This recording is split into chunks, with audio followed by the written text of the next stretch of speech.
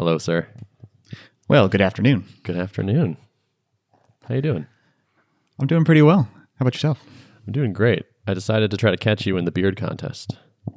Yeah, I see that. I was a little thrown off. I see a different thing on your face and a different environment behind you. Yeah, things are changing. There's change in the air. So the beard is because I was at a lake house last week, which was great. I recommend renting a lake house for a week and inviting a bunch of your friends and family.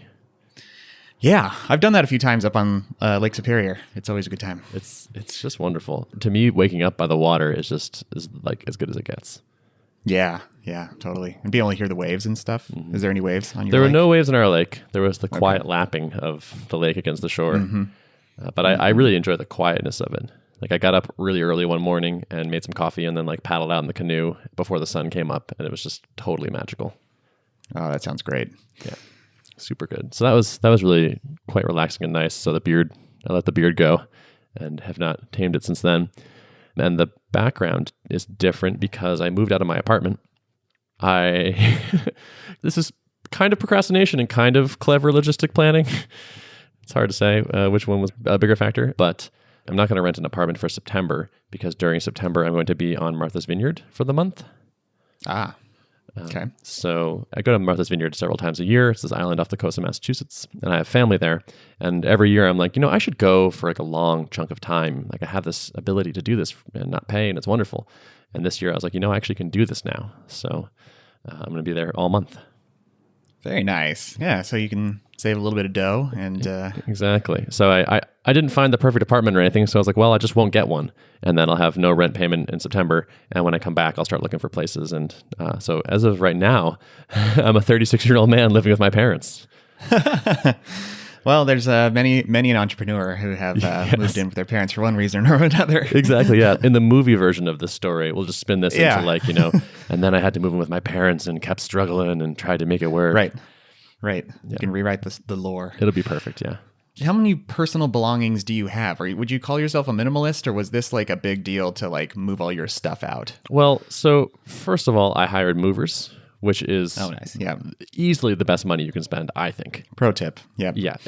I did it last time, and after I did it, I was like, well, I will never again move my own things. This was clearly 100% worth it. And so I did that again. That helps a lot. I had like a bedroom and then like a couch and some, like not a ton of furniture. And all told, it was like under $500. And the fact that like I'm just like hanging out, playing on my phone while like moving is happening is just like, it was so worth it. So that wasn't too bad, but I am like fairly minimalist, I would say. Although moving shows you how not true that is. Yeah. Like you go into the basement, you're like, oh God, that's right. I put a bunch of crap down here that I wasn't even thinking about. The thing that I feel most torn about is the stuff that I like to use every once in a while. So it's like, okay, every so often I go camping and I want to have this like down underquilt from my hammock for when I go camping in the fall and it's cold. And it's like, do I need this? Like, not really. I almost never use it, but it's expensive and I don't really want to get rid of it. And it's just those are the items that really, they tear me up. Mm-hmm. Yeah, I'm kind of the same way. And like, I can attest that, I moved, let's see, it was 4 months ago or so.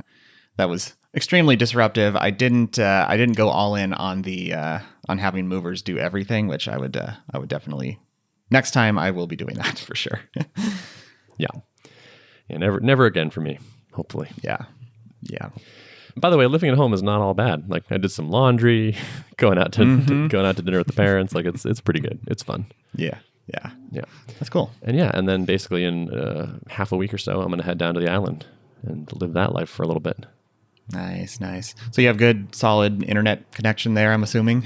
There's an internet connection. You can test poor latency situations for Tuple while you're out there. Yes, indeed. Yeah, we'll see how recording goes. I'm going to bring my mic so we can keep it going. And this is a working vacation kind of thing. So I plan to be getting stuff done. So I should have some fodder to talk about. Nice. But yeah, that should be good. Got something on my mind right now, which is, this kind of actually might be a good question for you, although I think I know the answer, which is, so I'm talking to a prospect who did a trial with a limited group of their company, and they liked it a lot, and they want to actually roll it out to everyone. And this is like a really good prospect for us, like definitely like right in our sweet spot. One of the things that is a hard blocker for them is supporting a single sign-on. I don't know quite what flavor of it they use. It seems to be there's maybe one or two. But it would definitely require changes on the back end for us to support that, changes on the app to be able to like, authenticate from a browser kind of thing. And it's like we can't roll this out / pay you until you have this. So it's kind of this like, okay, do we stop what we're doing and build this thing for this one company who will probably convert, but might not anyway? Like we could build it and then there's like, actually JK, or do we not? And that's like kind of something I've been turning over in my head today. Interesting. Single sign-on, you meaning like through G Suite or something? Or what's the, I believe, what the technology looks like? I've only done some cursory investigation on this. I believe Google is one of the providers of a single sign-on thing. So you can't, like, if you decide to use G Suite as your like authentication source of truth, I think you can kind of use it that way. There seems to be a couple protocols or something by which you sort of, like single sign-on is kind of like a high-level goal as opposed to like a specific architecture, it seems like. And then there are particular implementations of like SAML appears to be one of these. Yeah. But I'm sort of hand-wavy on all this at this point. Because at this point, is it the rationale that they are trying to basically, it's kind of like putting security controls or audit controls in place for their organization to say like anybody who's within this domain or whatever is allowed to create an account, provision an account? Yes, that appears to be what it is. Okay. And like if someone leaves the organization, you can disable one thing and then they lose access to all the things. Right. Yep. I mean, I've implemented like OAuth flows and stuff quite a bit for drip integrations, and I'm actually doing that right now for an integration I'm building. It's not too terrible. Like, I guess it's probably one of those things like I feel like the answer would depend on scoping out the work and seeing how widespread it is. I feel like this would be as you get more enterprisey type clients, I feel like it's going to come up again. So it's probably not a matter of if, it's a matter of when. And so it's just like, is now the right time? That's kind of how I would think about it. Yes, I think that's yeah. We have had some other people ask us for it. And at the time we were kind of like, yeah, if it's a deal breaker, I'm sorry, like we're not going to do this now. But this particular customer will be really good, I think. This would be harder to say no to. Also, it sort of presents as interesting, like, well, this is the perfect enterprise feature, where it's like this is the perfect price discriminating kind of opportunity, where it's like no one who's below 100 or 200 people is going to want this. So it's like, okay, oh yeah, we absolutely offer that. It's in the enterprise tier. Talk to sales for pricing kind of thing. Yeah. Yep. This one question kind of touches a bunch of parts of the business, where it's like, okay, are we going to stop engineering and product management stuff? Okay, it requires back-end work, requires front-end work. Okay, we're going to figure out pricing and packaging and all this stuff. And it's just like, okay, I thought I knew what I was going to do this week. And then this one email from someone's like, ooh, maybe all this stuff is different. And like all three of us are going to stop what we're doing and do something new. Yeah, it's interesting. I mean, I haven't read it yet, but I fully intend to. The shape up stuff from the Basecamp team. And I feel like there's probably some opinions in there about how to approach this that I'm not fully versed on, but it like, because they talk a lot about like, shaping up your work and then committing to it and basically not changing what you're doing for a certain batch of time. And I wonder if I struggle with that because at the same time, I like to be extremely responsive to customers and like implement those quick wins. That's some of the most magical stuff you can do as a product person. So it's like, when is it warranted to interrupt what you've been working on and flip over to something that could have a big impact? Exactly. Yeah. I know I've said before, but like this is one of the strengths that we have. This is one of our advantages. Right. And so never doing it, I think, is the wrong choice. Yeah. Yeah. And there's also one more. So I tweeted about this too, asking people for their experiences and sent some emails. And the consensus is it's not too bad. No one loves it. And apparently writing automated tests around this is pretty annoying because it's like, there's like a handshake that happens with like a remote provider kind of thing. So like it's annoying to test these things. But one thing that I'm kind of kicking myself for, again, is I'm pretty sure I used the Thoughtbot Rails template when we spun up the backend, which I think is overall a good idea. Maybe I made my own gem choices. I can't remember. But anyway, we ended up using this sort of uncommon authentication gem. It's called Oath. And it's written by a former Thoughtbotter friend of mine. And overall is a pretty good gem, but it's not common. It's not popular. And so If we use devise, there's just like devise SSO, drop-in-ish kind of thing for this. Yeah. But there's definitely not for ours. And so it's shoot. like, oh God. We've wanted this for other things too. Like we've wanted a more standard authentication gem for other things, like email confirmation type stuff. So it's like, oh man, do I let the scope of this increase? So it's like, maybe we should swap authentication gems. And what does that mean for our hashed passwords and the scheme for maintaining that backwards compatibility with that? And it's like, oh man, this is intimidatingly large potentially. Yeah, that's a tricky one. It's like, yeah, you're comparing rewinding some legacy decisions versus forging ahead. Yeah, if you end up needing to you want to drop in like numerous SSO providers or something, you want that to be a really smooth process where you can just keep dropping them in, If you're having to fight against your existing authentication system every time you do that would not be good. I think this is one of the hardest engineering decisions to make, is where it's like, do you keep pushing down the road you don't really want to go down, but it will be a much smaller effort than backing all the way up and heading down a better road? Yeah. This is like really challenging to make the right call here. Yeah. Do you do it right the first time, or do you make decisions in the name of being fast and continuing to move forward without stepping back? I guess it becomes kind of a technical debt issue almost, like, or a legacy accrual at least. Yeah. The tricky part is it's always easiest to stick with what you have. The easiest thing will always be to just add another method onto your God object. If you have a giant user class, the easiest home for the next method will always be on the user class. The hard part will always be, okay, break out a new object to handle these new responsibilities. But if you never do that, you just continually making things worse and worse. So it's like, okay, do we stop here and pay this penalty? And is it the right choice? Is it now? So it's challenging. Yeah. These are the hard questions. Yes, indeed. But that's why they pay us the big bucks. Yep. Yeah. So that's what's on my mind lately. Cool. Yeah. Well, yeah, it seems like it's a good problem to have, right? Mm-hmm. Like, I'm faced with this client who wants to pay me money, and I just have to decide if I'm going to do this thing. So. Yeah.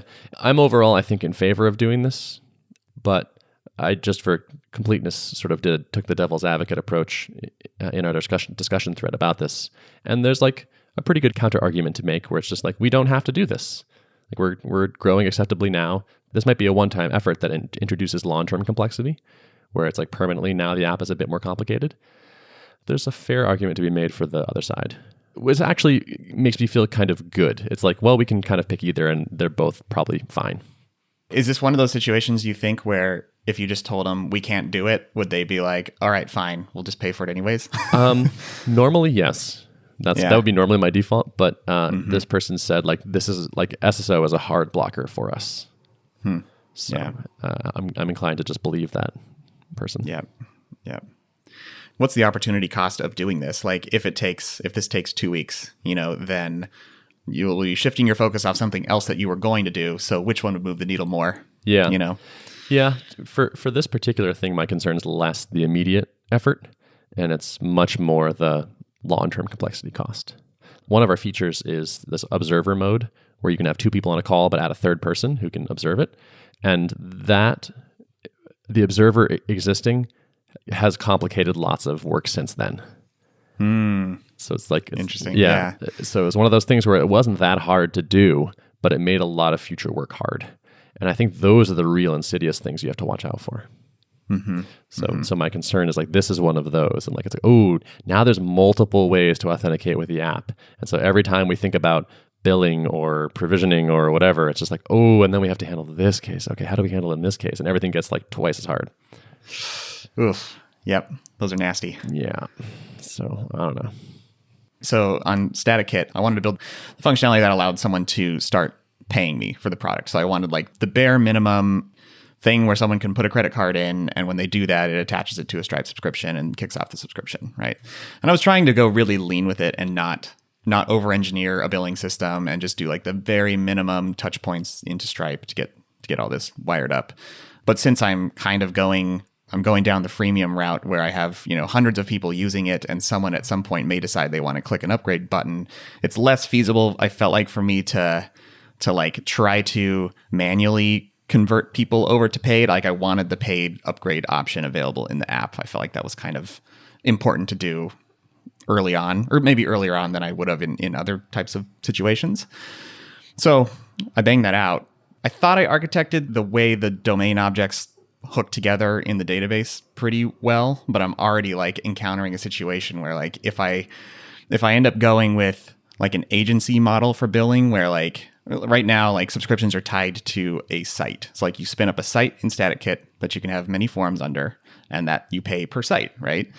But I've already been talking to some agencies and they're like, yeah, actually, like this is something that pretty much no one else has in the kind of the form space, is like the ability to pay for an agency account where the agency pays for the billing and maybe they pass along the cost to the client or they decide how they want to do that. But like they want to have, basically a subscription that sits on top of multiple sites. And already like I have now an inflexible data model with respect to that. And I'm like, damn it. Yep. That sounds about right. I didn't want to go like too many layers and have like, 5 different domain objects all loosely linking together in the event that I wanted to do this kind of really flexible billing thing. But I think I missed the mark. It's really, man, it's such a hard problem. Like, first of all, it's just, it requires more code than you expect to integrate with Stripe. I feel like it really does. Still pretty hard. And then I agree. Like I've had this, so like we are in a sort of a similar situation where like people will sometimes sign up as like a freelancer and then want to move to a company plan or vice versa. And it's like, oh, well, subscriptions are tied with a team, but that's not quite right because sometimes you want it tied with a person or like it feels like no matter how you build the billing system, it always turns out actually you want more flexibility than you thought you needed. And you need things at higher levels and you need to be able to attach weird things to weird things. And I think I remember someone wrote a book about this, like an ebook. Like it feels like there's like a good amount of like battle scars here that if you've done enough of these, you could say like, look, just always make an idea of an organization that has multiple teams on it, that has multiple users on it, and let yourself attach billing objects to any of those 3 things and have them be different. And like, there's like some sort of, I think there's some real world wins you could probably write up here that would be super useful. Yeah. I feel like I almost need to just like document my learnings for myself, for my anything in the future where that I'm doing billing related. Like this is my accumulated knowledge on this. Like this may feel like over engineering. It's not for these reasons. So just do it this way. Yeah, man. That's another like big bucks classic trade-off question. Mm-hmm. Yeah. Like, should you have built it so that you could make this change easily? I don't know. Like maybe there's a lot of versions of the timeline where you would never run into this and it would have been wasted effort. Right. It's hard to know. Yep. Well, at least you are writing code to let people pay you. I like that kind of code. Yeah. And similarly along those lines, I got my first paying customer for StaticKit. Hey, very nice. Congrats. Yes. Yeah. Where's the whiskey? I know. I have a spindrift. Here we go. Close enough. There we go. Cheers. Yeah. That happened this week. And it always feels good, that moment where you get the first, even though it's a meager $10 in revenue, it's greater than 0. Sure is. And, that's a magic moment. Yeah. And if I can get one, I can get more. So seems likely. Yeah. That's very cool. So have you talked to this person? I have. Yeah. So I've been kind of blending my time between doing kind of marketing-ish tasks, trying to get awareness, distribution of the product out there, and then just talking to as many people who have touched the product as I can. So having some good email conversations. This one came through, I think, saw a guide that I published that was kind of promoted by some of my hosting partners, and it came through that channel, said, hey, the product looks really good. I have some feedback for you. We went back and forth. He described his use case to me, and I was able to turn around some features that he needed pretty fast. Again, that's like, I love this phase of being able to just do that and email him back 5 hours later, like, all right, I had a productive day today. Here's what I did. It just so happens that like your request went straight to the top because you're the exact type of user that I want to have. And so knocked those out. And after a day or two, he was like, all right, I'm ready to go. Wow. So, it's beautiful. Yeah. Commerce in action. Yep. So does this represent much of like a mental shift for you, or is this just kind of like a small check mark on the path of validating this thing?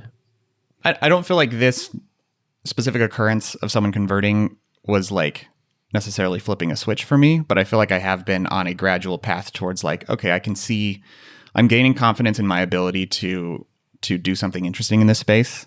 I'm seeing different places I can take this and grow the product, and I've just been gaining confidence in the direction, and I think this is just another good signal for me.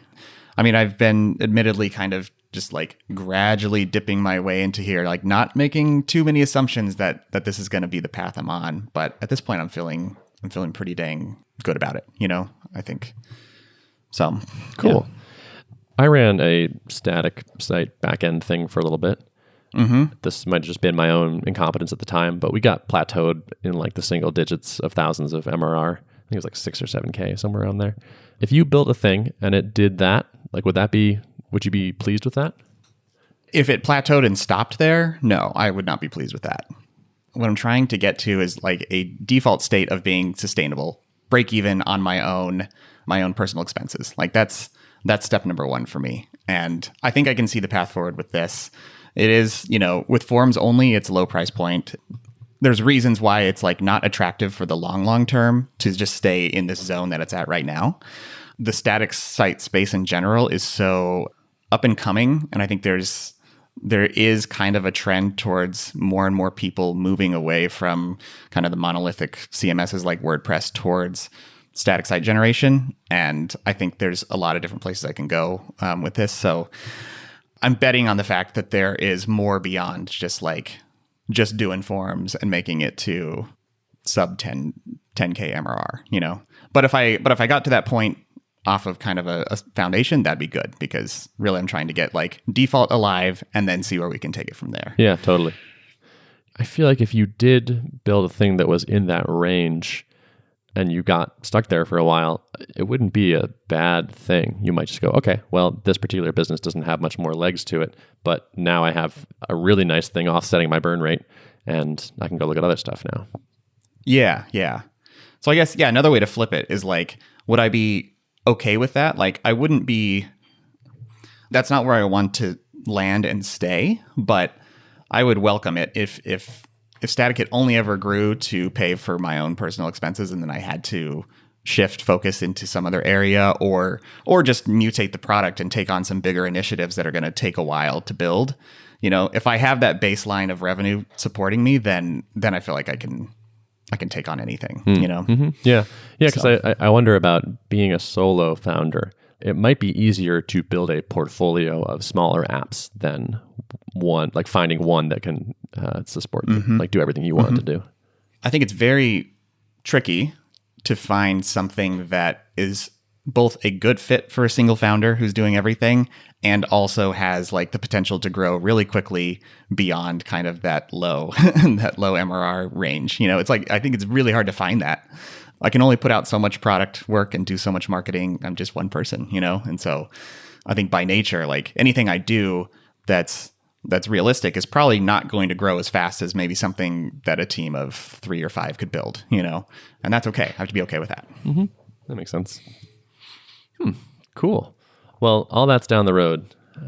Yep. So let's pause and just savor that first customer thing. That's awesome. Congrats. Yeah. Thank you. Feels really good. That's very cool. I think even just that is just, I mean, I know you've done this before, but just hitting that point is a place that almost no one gets to. Yeah. It's a unique feeling. I got the Stripe email. Maybe I'll print it out and frame it. Yeah, you should. That's a great idea.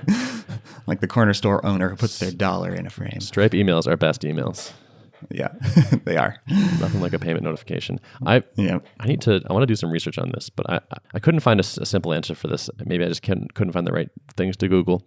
But I want the shortest path to a device I can have in my home that plugs into the wall and connects to my Wi-Fi, and that whenever I post to it, it rings a bell or plays a chime or something. Because I want to wire it up to like beep every time we get like a 5-star call rating.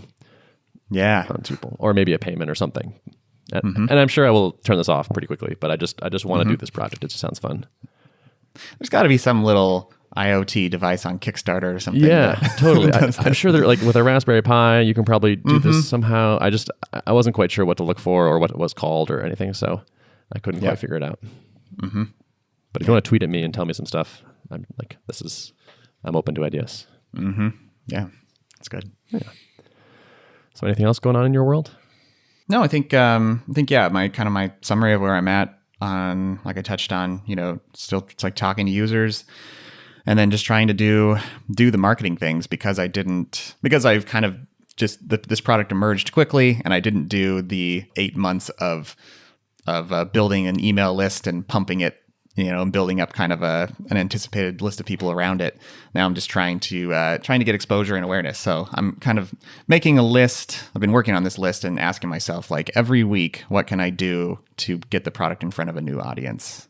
And so I think I have some good ideas on there, but kind of setting that as a weekly goal to like have something, whether it's a little launch of something or a guest post somewhere or just some piece of, educational content I put out, or like a little free plugin for React for some specific piece of technology that can kind of tie in with what I'm doing, like all those things, trying to keep shipping that kind of stuff every week. I love it. The thing that I think about when I'm faced with large tasks like this, like there's a phrase that I just kind of repeat to myself over and over, which is just keep chipping away at it. Mm-hmm. Yeah. Yeah. And I think for like mental health sake this week, and I've done this before, but I kind of gotten lazy with keeping this up. But I tried like Sunday evening, sat down and just thought for like 20, 30 minutes, like, what do I want to get done this week? What's attainable? What would be a stretch?